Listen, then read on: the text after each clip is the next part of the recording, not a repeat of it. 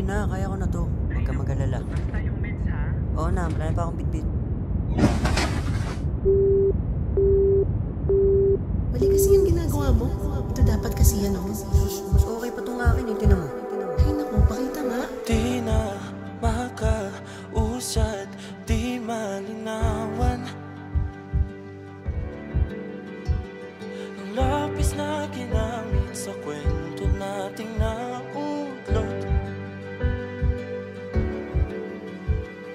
Bawat buklat ng aklat Minsan binabago ng tinta ang sarili nitong landas, na ang tanging magagawa mo lamang ay magpatuloy at sumabay sa agos nito.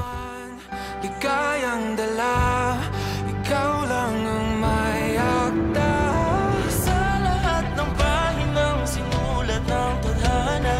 Ikaw at ikaw pa rin ang yugtong paulit-ulit kong babalik-balikan. Sure ka ba talaga sa mga sinusulat ko dito? Oo naman. Tama ba to? Parang may kulang. Ika nga, patingin nga. Mga salitang hindi na nakikita sa tingin ng iyong mga mata. Ngunit kung sarado na ang puso sana darama, pwede bang isipin mo kung bakit tayo nagsimula? Sa pagitan ng mga nakakalunod na pahina ay may isang puwang na tahimik na akda na kung saan maaari akong huminga. Winakasan ng pagtutudang di na nalabanan. Sa pagsikat ng dulo ng hangganan, sa pagkakataong ito, ang huling kabanata ay akin ang tutultukan. Kagaya ng araw na lumulubog sa kanluran, ngayon ay lumisan sa kanlungan. Bawat letra'y mahirap nang ikuhit dahil binubuo nila ang iyong mga pangako. Sa lahat ng pahinang sinulat ng tadhana'y ikaw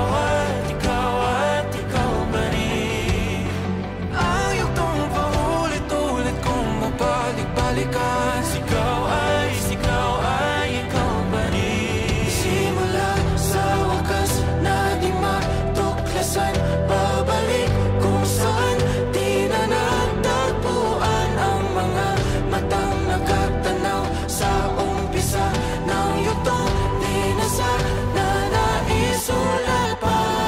Sa lahat ng pahinang sinulat ng tadhana, ikaw pa rin ang yugtong paulit-ulit kong babalik-balikan. Sigaw ay Sa bawat pahinang isinara, may isang bagong mambabasa na magsisimula ng sariling kabanata. sa tingin ng iyong mga mata. Ngunit kung sarado na ang puso sa nadarama, pwede bang isipin mo kung bakit tayo nagsimula? Na di matuklasan, babalik ikaw pa rin ang mga matang nakatanaw. Bawat pahina ay may tinig. Ang tanong, handa ka bang makinig?